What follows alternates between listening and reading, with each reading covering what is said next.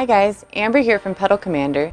Today we're going to install a PC72 on a 2017 Honda EX.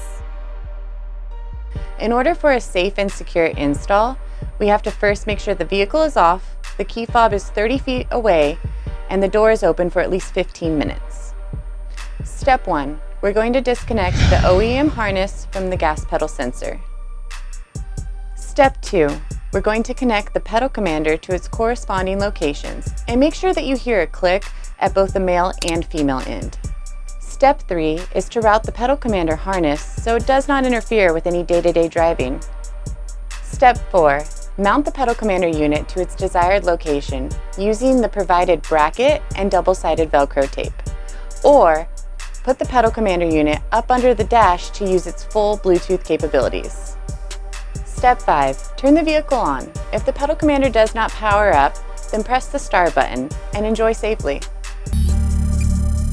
Don't forget to follow us on all social media outlets or visit us at www.pedalcommander.com.